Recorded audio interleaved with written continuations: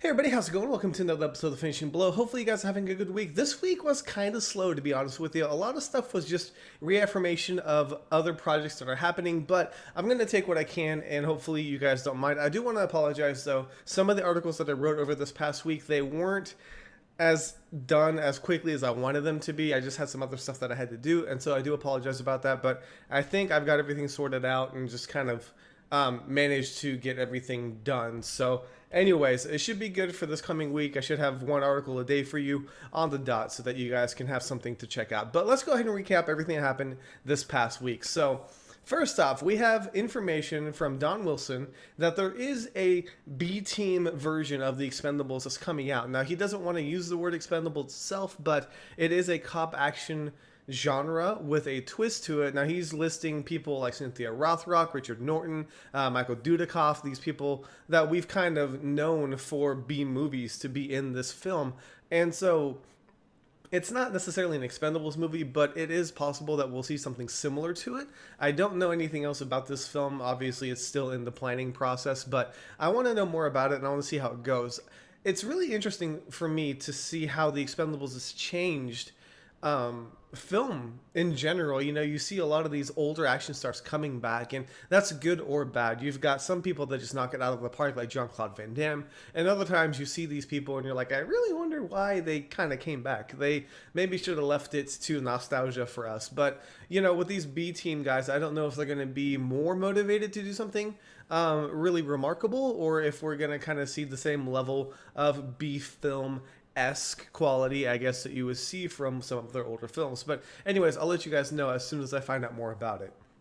All right, moving forward, we also have news that the 3D Shaolin Temple remake is still happening.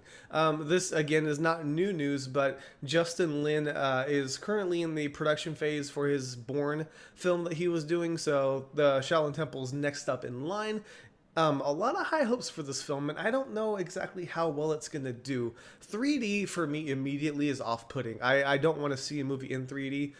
There's very few films that I have seen in 3D, and even less that I actually thought were worth watching in 3D. So I don't know if it's really worth spending all that money. The big thing, the big question that people have is, who's going to be in it? And right now, we still don't know who that is. We don't know if we're going to have a new no-name star for the Shaolin Temple remake, which I hope happens because, you know, Jet Li, that was his springboard into fame, and it would be really, really cool to see the same film start someone else's career as opposed to just move someone else along down the chain, I guess, of popular films. So I'll let you guys know when I find out more about it, but as of right now, still hasn't been filmed or anything yet, but it is coming down the line here really, really soon.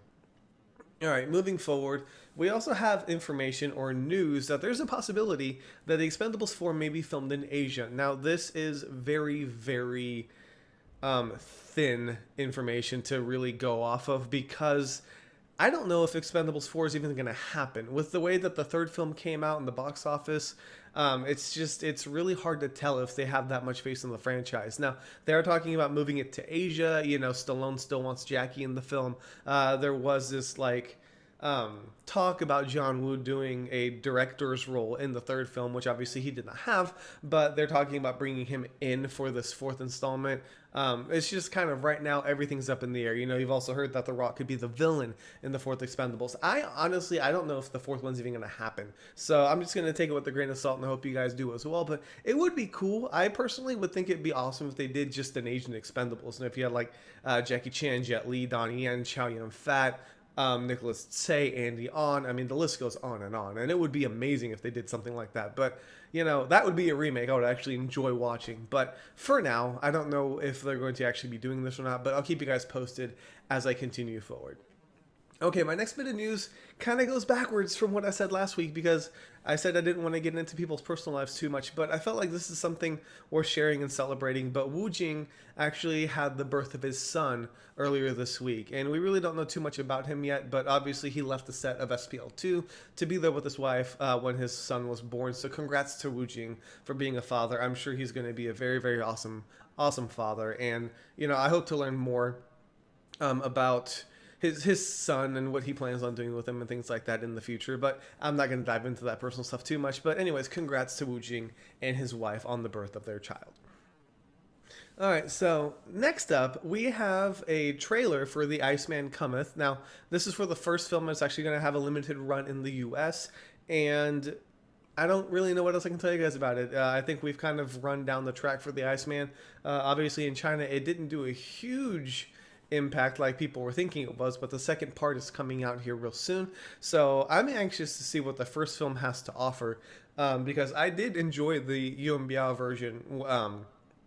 That had him and Yuan Hua in it, and I don't know if I'm gonna like this one as much. I've seen kind of clips and things like that of the Iceman, but I don't know if I'm gonna like it as much. But I'm gonna give it a fair shot and see what it does, and hopefully I'll let you guys know in a review in the near future. But segueing into reviews, I did a review for a film called Kundo Age of the Rampant. Now, this one is actually one that I was lucky enough to see a screener of and let you guys know what I thought about it firsthand. So I do not have a copy or anything like that. It's not out for purchase yet, but I definitely suggest that you guys give my review a look and see if you guys want to give it a purchase or give it a rent or anything like that. But I don't want to say too much about it, but it was a very interesting film, especially when period films nowadays are so common. It does some very interesting things. But anyways, read my review if you want to learn more about that. And that's really all I have. I feel like this video is kind of short, and I do apologize about that. I've had a lot of stuff going on behind the scenes, and I wish I could just kind of like pour it all out to you guys, but I know you guys don't want to hear all that. So just know that I am back on my feet, and that I am going to be trying to post my articles a little bit earlier in the day if I can.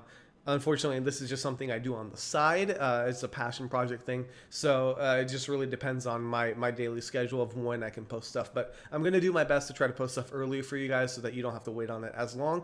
And that's really all I have. So thank you guys. I really do appreciate the support and the subscriptions. It's insane to me that there's still people subscribing on a regular basis, especially for me, for videos about just me talking about martial arts films. But I do appreciate it. And I'm going to try and up my level and give you guys something new and exciting here in the near future. So thank you guys so much for watching. I really do appreciate it, and that's all I got. So I guess that's it. Until next week, this is K Miller, and this week has been finished.